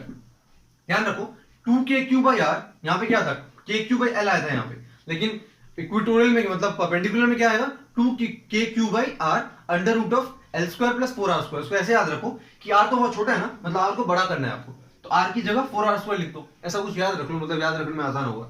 और यहाँ पे मतलब रॉड वाला तो आसान है, कैसे याद रखना, KQ/L into 1/R minus 1/R plus L। यहाँ पे L आ रहा है, यहाँ पे उसका उल्टा क्या आ जाएगा R, ऐसा बस याद रखो कि आपके पास एक्सियल में कितना होता है KQ/L times 1/R minus 1/R plus L, और परपेंडिकुलर में कितना हो जाएगा 2KQ/R times under root of L square plus 4R square. ये फॉर्मूला ध्यान रखना। अच्छा मान लो इनफाइनाइट वायर है मेरे पास, एक बहुत लंबी वायर है, इनफाइनाइट मेरे पास लंबी वायर है, इसके कारण यदि मैं देखता हूं at a distance R electric field कितना होगा, तो क्या होता है फॉर्मूला 2K λ/R। यहाँ पे जो लैम्डा है ये ध्यान रखना चार्ज अपॉन लेंथ होता है, इसको हम कहते हैं लैम्डा, इसको हम कहते हैं लीनियर चार्ज डेंसिटी। जैसे आपके पास लीनियर मास डेंसिटी होता है ना लैम्डा मास के लिए, वैसे चार्ज के लिए क्या होता है यहाँ पे लीनियर चार्ज डेंसिटी, जिसको हम लैम्डा से डिनोट करते हैं। इसी तरीके से मान लो यदि मैं इसको सेमी इनफाइनाइट बना दूं, मतलब एक तरफ से मैं इसको क्लोज कर दूं, इनफाइनाइट था पहले, अब मैंने इसको एक तरफ से क्लोज करके सेमी इनफाइनाइट बना दिया, सेमी इनफाइनाइट वायर, तो उसके कारण कितना आ जाएगा, उसके कारण सिंपल है, इसका जस्ट आधा, क्योंकि मैंने क्या किया, जो मेरे पास रॉड थी उसको मैंने आधा कर दिया ना, तो उसके कारण अब वायर जो भी था उसके सेमी इनफाइनाइट के कारण कितना आ जाएगा electric field at a point P, यह आ जाएगा K λ/R। अब यहाँ पे एक बात इंपॉर्टेंट है कि यहाँ पे जब k लैम्डा बाय r लिखोगे तो इसके दो कंपोनेंट बनते हैं, दो कंपोनेंट बनेंगे। एक तो आपके पास इसका, एक तो x एक्सिस वाला कंपोनेंट बनता है e along x, मतलब e along y कंपोनेंट एक बनेगा, और एक आपके पास e along x बनता है। इन दोनों की वैल्यू कितनी होती है? √2 k लैम्डा बाय r, मतलब दोनों की value he k lambda by r होती है, और जब हम इसका रिजल्टेंट निकालते हैं तो वो होता है √2 k लैम्डा बाय r। मतलब ध्यान रखना है आपको कि ex और ey दोनों की वैल्यू ही यहाँ पे कितनी होगी? k lambda by r। और जब हम इन दोनों का ई नेट निकालेंगे वो कितना हो जाएगा मेरे पास? इन दोनों का रिजल्टेंट जो कि 90 डिग्री पे इंक्लाइंड है, तो कितना हो जाएगा? √2 k लैम्डा बाय r। ऐसे आप ई नेट निकाल लोगे नेट। तो आपको फॉर्मूला ये ध्यान रखना है, इनफाइनाइट के लिए कितना होता है? 2 k lambda by r, semi infinite के लिए कितना होता है? k lambda by r। k lambda by r होगा, इसके दो कंपोनेंट बनेंगे, x के अलॉन्ग y के अलॉन्ग, x के अलॉन्ग भी k lambda by r, y के अलॉन्ग भी k lambda by r। Net कैसे निकालोगे? दोनों का अंडर रूट लेके, दोनों का अंडर रूट लेके स्क्वायर करके जोड़ दो, जो कि आता है √2 k लैम्डा बाय r। ठीक है, अब देख लो रिंग के कारण क्या होता है। तो रिंग के कारण सबसे इंपॉर्टेंट बात, जब कभी भी रिंग होगा तो सेंटर पे इलेक्ट्रिक फील्ड हमेशा जीरो होगी। लेकिन पेपर में आपसे कभी ये नहीं पूछेगा, इतना आसान चीज पेपर में नहीं पूछने वाला है। पेपर में क्या करेगा? ये हल्का सा कट मार देगा। मैंने कहा मान लो ये जो है ना, ये टी विड्थ कुछ कट कर दिया मैंने, ये जो पूरा रिंग था इसमें से कुछ टी वाला पार्ट गायब कर दिया। अब आपसे पूछ रहा है कि ये बताओ सेंटर पे कितना इलेक्ट्रिक फील्ड होगा। अब क्वेश्चन बढ़िया बन गया। तो अब क्या करना पड़ेगा आपको? आप ये चेक कर लो कि टी के कारण इलेक्ट्रिक फील्ड कितना बन रहा है। मतलब क्या कि जनरली इसका जो इलेक्ट्रिक फील्ड होगा वो क्या हो जाएगा? k q in by r square. r मैंने माना इसका रेडियस r है, और q in मतलब जितना भी इलेक्ट्रिक, जितना भी चार्ज इसके अंदर होगा, मतलब बाकी बचे हुए उसके अंदर नहीं, जितना मेरे पास जो बचा हुआ पार्ट है ना, इसके अंदर जितना भी मेरे पास चार्ज है उसके कारण हम q in निकाल लेते हैं। q in निकाले कैसे हम? q in सिंपल हम निकाल सकते हैं। नेट चार्ज कितना था इनिशियली? q कितने में फैला हुआ था? ये तो 2 पाई r डिस्टेंस है, मतलब 2 पाई r पूरा इसका सर्कमफेरेंस है, तो 2 पाई r में पूरा फैला हुआ था ये। इनटू कितना पार्ट हमने काटा है? टी पार्ट हमने काटा है, तो टी से गुणा कर देना, मतलब q बाय 2 पाई r इंटू टी कर दोगे तो आपके पास q इन आ जाएगा। अब आपको क्या करना है? सिंपल यहाँ पे q इन की वैल्यू रख दो और आप इलेक्ट्रिक फील्ड निकालो एट सेंटर सी पॉइंट पे। दूसरा होता है एक्सिस पे आप कैसे निकालोगे इलेक्ट्रिक फील्ड। मान लो ये रिंग है, रिंग के ऊपर मान लो कुछ यूनिफॉर्मली चार्ज रिंग है, कुछ इसके पास चार्ज होगा। अब इससे x डिस्टेंस दूर एक्सिस पे कैसे निकालो? तो उसका फॉर्मूला होता है kqx upon r square plus x square की पावर 3/2। kqx, यहाँ पे x आपके पास सेंटर से लेकर के इस पॉइंट तक की दूरी x होती है, रेडियस आपके पास r है, तो आप इस फॉर्मूले से इलेक्ट्रिक फील्ड निकाल लोगे kqx upon r square plus x square की पावर 3/2। अच्छा, ये मैक्सिमम इलेक्ट्रिक फील्ड होती है प्लस माइनस r/2 पे, मतलब यदि मैं यहाँ पे x की वैल्यू प्लस माइनस r/√2 रख दूं तो मैक्सिमम हो जाता है। तो इसी तरीके से मान लो यदि मेरे को ग्राफ बनाना होगा, तो ग्राफ में तो मैं समझ गया पहली बात क्या कि मैक्सिमम कहां पे होगा? r is equal two plus minus √2 पे। और आगे जैसे मैं मान लो यहाँ पे x को इन्फिनिटी डाल दूं, x को इनफाइनाइट कर दूं, मतलब x को यदि मैं टेंड करा दूं इन्फिनिटी, तो इलेक्ट्रिक फील्ड कैसे हो जाएगी? नीचे इन्फिनिटी आ गया, मतलब ये टेंड कर जाएगा जीरो को। तो आप समझ गए ना कि यदि मान लो इन्फाइनाइट कर दूं तो इलेक्ट्रिक फील्ड जीरो, इधर इनफाइनाइट कर दूं तो इलेक्ट्रिक फील्ड जीरो। मैक्सिमम कहां पे होगा? r/√2 पे, और यहाँ पे मिनिमम मतलब मैक्सिमम कहां पे होगा? r/√2 पे। तो इस तरह से आपके पास कुछ ग्राफ आ जाएगा कि जैसे ही मैं r को इनफाइनाइट करता हूं e जीरो को टेंड करेगा, फिर r बढ़े मतलब e बढ़ेगा बढ़ेगा बढ़ेगा, मैक्सिमम कहां पे होगा? r/√2 पे, फिर गिरेगा गिरेगा, फिर मैक्सिमम कहां पे होगा? माइनस r/√2 पे। तो ये आपके पास हो गया एक्सियल कंडीशन में।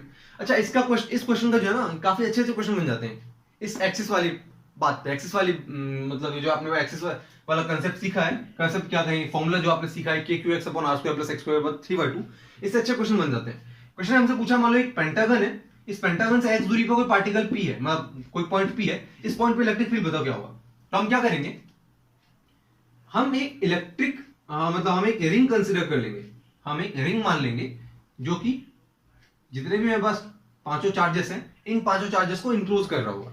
तो यहाँ पे यदि मैं r पूछूं, r क्या हो जाएगा?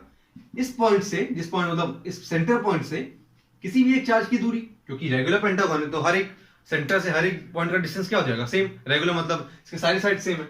तो मान लो मैंने कहा ये मेरे पास r हो जाएगा और यही रेडियस हो जाएगा इस रिंग की। बढ़िया। अब क्या करना है आपको?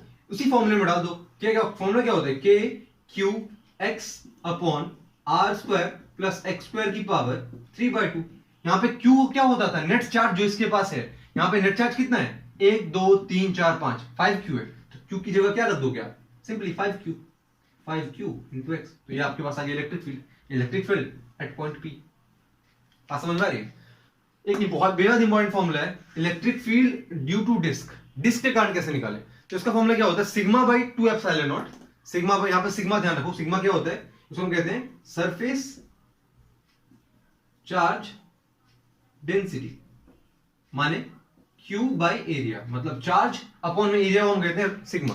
सिग्मा बाई 2 एप्सिलॉन नॉट से, इस फॉर्मूले से आप एट अ डिस्टेंस p किसी डिस्क से निकाल सकते हो इलेक्ट्रिक फील्ड। फॉर्मूला क्या होता है, sigma by 2 epsilon nought into 1 minus x by under root R square plus X square. ये रहा, यहां पे ध्यान रखो x आपके सेंटर से लेके उस पॉइंट की दूरी है, r इसका रेडियस, तो फॉर्मूला सिंपल सा हो गया, sigma by 2 epsilon nought into 1 minus x जो कि दूरी है upon under root of R square plus X square. मतलब ये वाला जो डिस्टेंस होगा ना, ये वाला डिस्टेंस, ये कितना है, R square plus X square. तो ये आपके पास डिस्टेंस आ जाएगा, यहाँ पे डिनोमिनेटर में x आ जाएगा आपके पास ऊपर। तो आप ऐसे ध्यान रखो कि यदि मान लो मैं यहाँ से कुछ थीटा एंगल बना दूं, तो इस थीटा एंगल का जो कॉस वाला कंपोनेंट होगा, कॉस थीटा होगा, कॉस थीटा क्या हो जाएगा, x upon R square plus X square, तो वो यहाँ पे आ जाएगा। मतलब सिग्मा बाई 2 एप्सिलॉन नॉट, उसको आप ऐसा देख सकते हो कि sigma by 2 epsilon naught into 1 minus cos theta. यहाँ पे थीटा क्या आ जाएगा, ये वाला एंगल, इसका यदि आप थीटा निकालो क्या हो जाएगा, cos theta base upon hypotenuse x upon R square under root R square plus X square आ जाएगा। तो ये इंपॉर्टेंट फॉर्मूला है। अच्छा, इस फॉर्मूले में यदि मान लो मैं आर को इनफाइनाइट कर दूं, इसका मतलब क्या, मैं इनफाइनाइट शीट कंसीडर करता हूं, मतलब बेहद बड़ी शीट, बेहद लंबी चौड़ी शीट कंसीडर कर रहा हूं, तो उस केस में क्या हो जाएगा, आर इंफिनिटी को टेंड कर जाएगा। आर जैसे ही मैं यहाँ पे इंफिनिटी डाल दूं, मतलब आर को यदि यहाँ पे इनफाइनाइट कर देते हैं, तो इलेक्ट्रिक फील्ड कैसा हो जाएगा, इनफाइनाइट, मतलब इलेक्ट्रिक फील्ड कैसा हो जाएगा, यहाँ पे इलेक्ट्रिक फील्ड में जो ये वाला कंपोनेंट है ये तो हट जाएगा ना, मतलब ये वाला कंपोनेंट टेंड कर जाएगा जीरो को, तो आपके पास इलेक्ट्रिक फील्ड सिंपल क्या निकल जाएगा, सिग्मा बाई 2 एप्सिलॉन नॉट, क्योंकि ये तो टेंड कर जाएगा जीरो को यदि मैंने आर को इनफाइनाइट रख दिया। तो ये बात ध्यान रखना कि जब कभी भी आप लार्ज शीट के लिए बात करते हो, तो उसमें इलेक्ट्रिक फील्ड की वैल्यू क्या होती है, सिग्मा बाई 2 एप्सिलॉन नॉट। क्यों, क्योंकि उसमें x by under root of R square plus X square zero हो जाता है। क्यों जीरो होता है, क्योंकि आप r को इंफिनिटी टेंड करा देते हो, इसीलिए। अब आगे देखते हैं हम हेमिस्फेरिकल कप में कैसे इलेक्ट्रिक फील्ड निकालें। मान लीजिए आपके पास तो हेमिस्फेरिकल कप है, इसका रेडियस जो है मैंने मान लिया इसका रेडियस r होगा। होता क्या है यहाँ पे, यदि ये मान लो कटा नहीं होता, यदि हेमिस्फीयर ना हो कि स्फीयर बना होता, तो जनरली कितना होता है electric field, sigma by 2 epsilon not. अभी हमने देखा कि शीट के लिए कितना होता है, सिग्मा बाई 2 एप्सिलॉन नॉट, तो वही हो जाना चाहिए था, लेकिन ये तो बीच से गायब हो गया ना, बीच से कटा हुआ है, तो कटा हुआ मतलब इसका आधा हो जाएगा, तो सिग्मा बाई 2 एप्सिलॉन नॉट का आधा कितना हो जाएगा, सिग्मा बाई 4 एप्सिलॉन नॉट, तो ये इसका इलेक्ट्रिक फील्ड हो जाएगा। फ्लक्स क्या होता है, मुझे मान लो फ्लक्स निकालना हो, तो फ्लक्स होता क्या है, electric field into perpendicular area. Electric field मान लो आपके पास सिग्मा बाई 4 एप्सिलॉन नॉट है, एरिया क्या हो जाएगा, pi R 4 pi R square, क्योंकि हम जानते हैं कि जो मेरे पास total surface area of hemisphere होता है वो क्या होता है 4 पाई आर स्क्वायर। तो यहाँ पे रख दो, 4 से 4 कट जाएगा, जो भी आपके पास बचेगा फ्लक्स की वैल्यू हो जाएगी। फ्लक्स क्या होता है, electric field into perpendicular area. आगे देखते हैं, यहाँ एक बात इंपॉर्टेंट ध्यान रखना है यहाँ पे, कि यहाँ पे जो इलेक्ट्रिक फील्ड होती है ना, ये यूनिफॉर्म होती है, मतलब ये हमेशा कांस्टेंट होगी। बाहर में जितना भी इलेक्ट्रिक फील्ड होगा वो कैसा होगा, हमेशा कांस्टेंट होगा, इसके बराबर होगा, वो सिग्मा बाई 4 एप्सिलॉन नॉट के बराबर होता है। बढ़िया, आगे देखते हैं हम कि electric field on charge sphere, यदि मेरे पास कोई चार्ज स्फीयर है उसके ऊपर इलेक्ट्रिक फील्ड कैसे निकालें। तो चार्ज स्फीयर में कितने केस बनेंगे, 2 केस बनेंगे। पहला केस क्या, कि जब वो मेटल का हो, मेटल का स्फीयर हो। दूसरा केस जब वो नॉन मेटल का स्फीयर हो। इसके लिए हम अलग अलग पॉइंट पर इलेक्ट्रिक फील्ड निकालना सीखते हैं। पहला पॉइंट मैंने माना कि जो पॉइंट है वो मेरा स्फीयर के अंदर है। तो इंपॉर्टेंट बात ध्यान रखना कि जब कभी भी मेटेलिक स्फीयर हो तो उसके अंदर की इलेक्ट्रिक फील्ड हमेशा कितनी होगी, 0 के बराबर होगी। बहुत इंपॉर्टेंट पॉइंट है। क्या सीखा हमने कि यदि कोई मेटेलिक स्फीयर है, मेटल का बना हुआ स्फीयर है, उसके अंदर इलेक्ट्रिक फील्ड क्या होगी, 0। ये तो हम जानते हैं ना कि कोई मेटल स्फीयर है, यदि मेटल की कोई बॉडी है, उसके ऊपर जितना भी हम चार्ज डालते हैं वो तो बाहर आ जाता है, अंदर तो कोई चार्ज है ही नहीं। अंदर चार्ज नहीं है तो काहेगा इलेक्ट्रिक फील्ड, तो अंदर इलेक्ट्रिक फील्ड कितनी हो जाएगी, 0। सरफेस पे यदि मैं आपसे इलेक्ट्रिक फील्ड पूछता हूँ, इलेक्ट्रिक फील्ड ऑन सरफेस, उसकी वैल्यू हो जाएगी KQ बाई आर स्क्वायर, जहाँ पे आर इसका रेडियस है। सरफेस पे कितना हो जाएगा, KQ बाई आर स्क्वायर, जो पॉइंट चार्ज के लिए जो भी आपके पास एक्सप्रेशन आता है।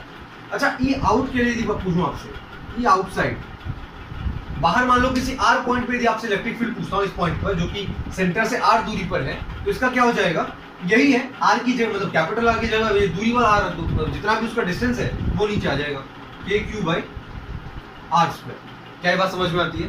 इसमें हमने क्या किया, हमने ये जाना कि मेटलिक स्फीयर में अंदर जो इलेक्ट्रिक फील्ड 0 होगी, सरफेस पे कितना हो जाएगा, KQ बाई आर स्क्वायर, बाहर कितना आ जाएगा, KQ बाई आर स्क्वायर, वहां पे आर क्या आ जाएगा, सेंटर से लेके उस पॉइंट तक की दूरी। मालूम मैंने कहा सेंटर से मुझे 10 मीटर की दूरी पर इलेक्ट्रिक फील्ड बता दो, तो आप क्या करोगे, के क्यू बाई 10 का स्क्वायर। तो जितना भी दूर आपका इलेक्ट्रिक फील्ड है, जितना भी दूर वो पॉइंट है जहाँ पे इलेक्ट्रिक फील्ड निकल रहे हैं, वो पॉइंट लिख देना आर की जगह पर। अब हम मानते हैं कि मेरा जो स्फीयर है वो नॉन मेटेलिक स्फीयर है। अब नॉन मेटेलिक, तो नॉन मेटेलिक में तो हम ये बात जानते हैं ना कि चार्ज उसके अंदर भी आ जाता है। अंदर आ जाता है मतलब अंदर भी आपकी बार इलेक्ट्रिक फील्ड होगा, अंदर अब जीरो नहीं होगा। तो मैंने माना अंदर एट अ पॉइंट एक्स निकालते हैं, मतलब यहाँ से लेके यहाँ सेंटर से लेकर एस दूरी का कोई पॉइंट है, उसके लिए मेरे पास इलेक्ट्रिक फील्ड का एक्सप्रेशन आता है। ई इनसाइड जो होता है उसको होता है के क्यू एक्स अपॉन में आर क्यू। के क्यू बाई आर स्क्वायर है, मतलब बस उसमें क्या हुआ, एक्स बाई आर से मैंने मल्टीप्लाई डिवाइड कर दिया। एक्स से मैंने मल्टीप्लाई किया तो कुछ किसी से डिवाइड करना था, मैंने आर से डिवाइड कर दिया। एक्सप्रेशन ध्यान रखना इंपॉर्टेंट है। एक्सप्रेशन क्या होता है, K Q X upon R cube. ये क्या होगा, ये नॉन मेटेलिक स्फीयर के लिए अंदर का इलेक्ट्रिक फील्ड हो जाएगा। यहाँ पर एक्स क्या है, सेंटर से उस पॉइंट की दूरी, ठीक है। अब बाकी जो दोनों केस हैं वो तो सेम ही आते हैं। यदि मैं ई सरफेस की बात करूं, ई सरफेस कितना हो जाएगा, के क्यू बाई आर स्क्वायर के बराबर। ई आउटसाइड कितना आ जाएगा, मतलब बाहर किसी पॉइंट पे निकालना हो तो वो हो जाएगा के क्यू बाई आर स्क्वायर। यहाँ पे आर क्या हो जाएगा, सेंटर से उस बाहर वाले पॉइंट तक की दूरी। मान लो सेंटर से लेके यहाँ तक की दूरी यदि आर है, स्मॉल आर, तो मुझे मान लो यहाँ पे इलेक्ट्रिक फील्ड निकालना है, तो मैंने लिख दिया के क्यू बाई आर स्क्वायर। अच्छा, एक इंपॉर्टेंट बात है, ग्राफ भी आ जाते हैं कितने बार ड्रॉ करने के लिए। तो ग्राफ के लिए क्या करूँ, मैं यहाँ पे थोड़ी जगह बना दे रहा हूँ, यहाँ पे बन पाती नहीं, अलग अलग ग्राफ बना लेंगे। पहले मेटेलिक स्फीयर का ग्राफ देखते हैं कैसा क्या होगा। तो मेटेलिक स्फीयर के केस में क्या होगा, अंदर तो जीरो है ना, तो अंदर कहाँ तक जीरो होगा, मान लो मैंने कहा ये मेरे पास ई है, ये मेरे पास आर है, तो इलेक्ट्रिक फील्ड जीरो कहाँ तक होगा, जब तक ये आर के बराबर ना हो जाए, क्योंकि अंदर तो पूरा जीरो है ना। तो जब तक मेरा स्मॉल आर ये कैपिटल आर के बराबर होगा, इलेक्ट्रिक फील्ड आपकी जीरो होगी। क्यों जीरो होगी, क्योंकि अंदर आपका इलेक्ट्रिक फील्ड जीरो होता है। अच्छा, इसके बाद यदि मैं सरफेस पे देखूं तो कितना होता है, K Q by R square के बराबर, के Q by capital R square, जहाँ पे कैपिटल आर क्या है उसका रेडियस। तो यहाँ पे अचानक से बढ़ जाएगा, ये बढ़ के कितना होगा, ये बढ़ के हो जाएगा के क्यू बाई आर स्क्वायर के बराबर। अब इसके बाद क्या हो रहा है कि K Q by small R square से घट रहा है। ये जो आर है ये तो वेरिएबल है ना, ये वाला जो आ रही है ये वेरिएबल है।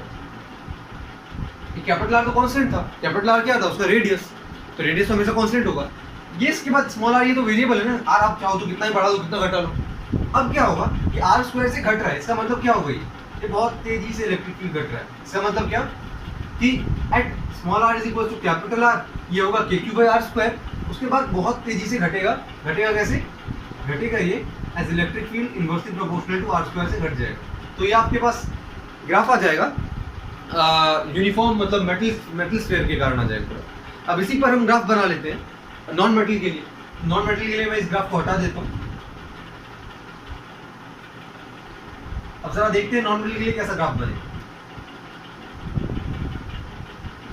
इसके ग्राफ में देखो, यदि मैं सेंटर से लेके आर दूरी तक देखूं तो अब तो जीरो नहीं है ना, वहां तो हमने सिंपल सीधे लाइन खींच दी कि चलो जीरो हो जाएगा। यहाँ पर तो जीरो नहीं होने वाला, यहाँ पे कितना है कि x के प्रोपोर्शनल चलेगा, मतलब x के प्रोपोर्शनल डायरेक्ट एक स्ट्रेट लाइन जैसी कर्व बन जाएगी, क्योंकि ये डायरेक्टली प्रोपोर्शनल टू x है। तो आप क्या करोगे, x is equal to capital R तक के लिए, मतलब R जो कैपिटल R तक के लिए E जो होगा वो डायरेक्टली प्रोपोर्शनल टू x हो जाएगा। अब क्या होगा, यहाँ पर इस पॉइंट पर ये जो वैल्यू है ये कितनी है, K Q by R square ही है। अब इसके बाद क्या हो रहा है, ये घट रहा है बहुत तेजी से। कैसे घट रहा है, आर स्क्वायर की इनवर्सली प्रोपोर्शनल से घट रहा है। तो घटा दो, जैसे हमने उसमें बनाया था, ये क्या हो जाएगा, E inversely proportional to R square से घट रहा है। तो क्या हुआ, पहले बढ़ेगा डायरेक्टली प्रोपोर्शनल टू एक्स से, उसके बाद यहाँ पे कांस्टेंट वैल्यू आ जाएगी के Q by capital R square, उसके बाद घट जाएगा। यहाँ पे स्मॉल आर की वैल्यू क्या है, अब यहाँ पे यदि मैं स्मॉल आर देखूँ तो ये सेंटर से लेकर के उस बाहरी पॉइंट तक की दूरी है जो कि वेरिएबल है, तो घट जाएगा। अब देखते हैं हम मेटल शीट के कारण कितना इलेक्ट्रिक फील्ड होता है। मेटल शीट क्या होती है, इसमें खास बात क्या है कि जनरल जो मेरे पास शीट होती है, मैंने आपको कहा था लार्ज इनफाइनाइट शीट होगा तो कितना आ जाएगा, electric field sigma by 2 epsilon not. Metal sheet में देखो ध्यान से, तो ऐसे दो सरफेस आपको दिख जाएंगे, दो सरफेस। इसमें देखूं यदि मैं, तो आपको पता है कि मेटल के बीच में तो कोई चार्ज आएगा नहीं, जो दोनों लेयर है उनके बीच में, मतलब अंदर तो कोई चार्ज होगा नहीं, मतलब ई इनसाइड क्या आ जाएगा, ये जीरो आ जाएगा, अंदर में जीरो आ जाएगा। लेकिन बाहर तो होगा ना इलेक्ट्रिक फील्ड, बाहर तो होगा इलेक्ट्रिक फील्ड, वो इलेक्ट्रिक फील्ड कितनी आ जाएगी। जनरल केस में यदि हम बात करें तो शीट के लिए क्या होता है, सिग्मा बाई 2 एप्सिलॉन नॉट। लेकिन यहाँ पे एक शीट नहीं है, बल्कि कितनी शीट है, दो शीट है, एक शीट इस तरफ, एक शीट इस तरफ, दो शीट है। तो दो शीट यदि आपके पास है तो इलेक्ट्रिक फील्ड कितना आ जाता है, sigma by 2 epsilon naught plus sigma by 2 epsilon naught, मतलब सिग्मा बाई एप्सिलॉन नॉट हो जाएगा। ये आपके पास आता है electric field due to metal sheet. Metal की दो शीट होती है, दो लेयर होती है, दोनों लेयर का आपने इंडिविजुअली ऐड कर दिया, sigma by 2 epsilon naught plus sigma by 2 epsilon not, जो कि आ जाएगा सिग्मा बाई एप्सिलॉन नॉट। बढ़िया। अब देखते हैं आपके पास यदि मान लो कोई long uniformly charge metal cylinder हो और नॉन मेटल सिलेंडर हो, उसके लिए कैसे निकालें। पहला देखते हैं मेटल सिलेंडर के लिए कैसे निकालें। तो मेटल सिलेंडर है, पूरी दुनिया जानती है कि अंदर इलेक्ट्रिक फील्ड कैसा हो जाएगा, जीरो हो जाएगा, अंदर कोई चार्ज है ही नहीं, तो इलेक्ट्रिक फील्ड अंदर क्या हो जाएगा, जीरो। इसमें ध्यान रखना जो भी चार्ज है वो तो इसकी एक्सिस मतलब बाहर प्रेजेंट है ना, सरफेस पे सारा चार्ज प्रेजेंट है, ये ध्यान रखना लेना। ठीक है, तो मेटल सिलेंडर में क्या होगा, अंदर पूरा चार्ज कैसा हो जाएगा, जीरो, क्योंकि अंदर इलेक्ट्रिक फील्ड कैसा हो जाएगा, जीरो। सरफेस पे क्या होगा, सरफेस में सब जानते हैं कि क्या होता है, मतलब किसी भी शीट लार्ज शीट पे देखें तो सिग्मा बाय 2 एप्सिलॉन नॉट होता है, लेकिन मैं आपको बताया मेटल शीट में कैसा होता है, दो सरफेस होती हैं, दो सरफेस होती हैं, तो हर एक के लिए कितना आ जाएगा, सिग्मा बाय 2 एप्सिलॉन नॉट। तो आप सिग्मा बाय 2 एप्सिलॉन नॉट इसके लिए, सिग्मा बाय 2 एप्सिलॉन नॉट के लिए, इसके लिए वैसा दिखने के लिए तो आपको काफी मोटी शीट लग रही है, लेकिन होती तो काफी पतली है नहीं, मतलब दो अलग अलग लेयर दिखते हैं।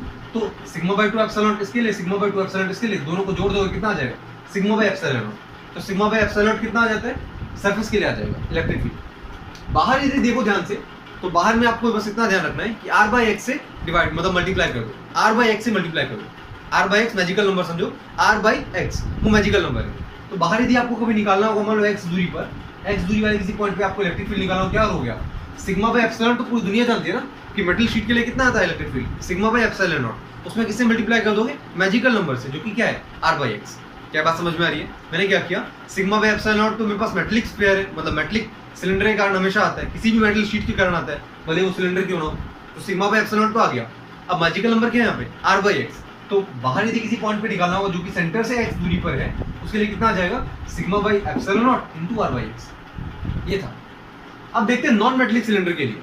नॉन मेटलिक सिलेंडर के लिए क्या होगा, अंदर आपके पास जीरो नहीं होगा, अंदर क्या होगा, रो x बाय 2 एप्सिलॉन नॉट। यहाँ पे जो रो है वो ध्यान रहे कि जो यहाँ पे मैंने रो लिखा हुआ है, ये रो हम कहते हैं चार्ज अपॉन में वॉल्यूम,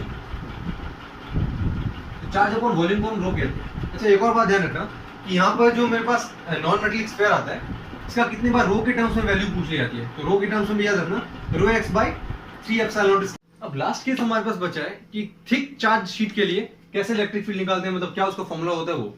तो थिक चार्ज शीट के लिए क्या फॉर्मूला होता है, यदि वो मेटल शीट है तो आपको एक बात तो पता है, अंदर तो कोई कुछ चार्ज होता नहीं है, अंदर तो इलेक्ट्रिक फील्ड हमेशा जीरो होगी। बाहर क्या आता है, सिग्मा बाय एप्सिलॉन नॉट। पूरी दुनिया जानती है कि यदि आपके पास कोई लार्ज शीट है, थिक शीट है, ये दो मल्टीपल शीट है, तो उसके लिए क्या आता है, सिग्मा बाय एप्सिलॉन नॉट, क्योंकि हर एक का कितना होता है, सिग्मा बाय 2 एप्सिलॉन नॉट, दोनों को जोड़ दो तो सिग्मा बाय एप्सिलॉन नॉट आ जाएगा। नॉन मेटल के लिए ध्यान रखना, नॉन मेटल के लिए अपनी बार अंदर जीरो नहीं होगा, अंदर क्या आ जाएगा, रो बाय एप्सिलॉन नॉट, मतलब यहाँ पे सिग्मा था, यहाँ पे सिग्मा की जगह कौन ले लेगा, rho by epsilon naught, rho by epsilon naught आ जाएगा times x, rho by epsilon naught times x आ जाएगा, समझे। x से बस मल्टीप्लाई हो जाएगा, x क्या है, सेंटर लाइन से x यहां तक की दूरी। इसी तरीके से आउटसाइड का कितना आ जाएगा, आउटसाइड में ध्यान रखो, आउटसाइड की बात करो या सरफेस की बात करो, आप आउटसाइड की बात करो या सरफेस की बात करो, सेम रहेगा, मतलब सरफेस पे भी उतना रहेगा, आउटसाइड पे भी उतना रहेगा। क्या रहेगा, वो यहां से सेंटर लाइन से ऊपर तक की दूरी, जो कि d बाय 2 है, मतलब ये डिस्टेंस तो d बाय 2 है ना, तो आप ऊपर में x की जगह d बाय 2 रख दो, तो यहाँ पे क्या आता है, रो x बाय एप्सिलॉन नॉट, यहाँ पे क्या आ जाएगा, रो d बाय 2 एप्सिलॉन नॉट। यहाँ पे क्योंकि ये डिस्टेंस कितनी है, d बाय 2 है, ये डिस्टेंस x थी, तो इसका वैल्यू क्या आ गया था, रो x बाय एप्सिलॉन नॉट, यहाँ पे रो d बाय 2 एप्सिलॉन नॉट। ठीक है, यहाँ पे यदि मैं नॉन मेटलिक सिलेंडर का शायद बीच में स्किप हो गया था, वो देख लेते हैं। Electric field due to sphere का क्या, सरफेस पे क्या होता है, मान लो मेरे पास यदि सरफेस होगा, सरफेस पे क्या करोगे, इस x की जगह बस r लिख दोगे, मतलब रो x बाय 2 एप्सिलॉन नॉट जो है उसकी जगह x की जगह क्या लिख दोगे, r लिख दोगे बस, तो रो r बाय 2 एप्सिलॉन नॉट हो जाएगा। मैंने मैं आपको मैजिकल नंबर याद रखने के लिए क्या कहा था, r बाय x, तो उससे आपको मल्टीप्लाई करना पड़ेगा यहाँ पे तीसरे केस में, क्योंकि आपको पता है कि आउटसाइड में ये चीज तो सेम रहेगी, मतलब सरफेस वाला चीज तो सेम रहेगा, रो r बाय 2 एप्सिलॉन नॉट, तो रो r बाय 2 एप्सिलॉन नॉट लिख दो, बस मल्टीप्लाई करो तो मैजिकल नंबर से, जो क्या होता है r बाय x, तो ये आपके पास आउटसाइड का केस आ गया। ये जो कुछ केसेस हैं, इनमें से ज्यादा इंपॉर्टेंट आपका ये मेटल स्फीयर वाला है, हेमिस्फेरिकल कप वाला है, ये चार्ज मेटल शीट वाला, ये दोनों यदा कदा पूछे जा सकते हैं, मतलब मुश्किल है कि मेंस तक नहीं पूछे, ये एडवांस लेवल के आते हैं, तो यदि ये याद ना हो तो चलेगा, इतना कोई टेंशन लेने वाली बात नहीं है, लेकिन ये सब चीजें पता होनी चाहिए, ये सब चीजें रटी होनी चाहिए। तो इसी के साथ हम आज की वीडियो का, जो कि काफी लंबी हो गई है, इसको एंड करते हैं। यदि आपको ये वीडियो अच्छी लगी हो, पसंद आई हो, तो इसे लाइक कीजिएगा, चैनल सब्सक्राइब कीजिएगा और शेयर करते रहिए। धन्यवाद।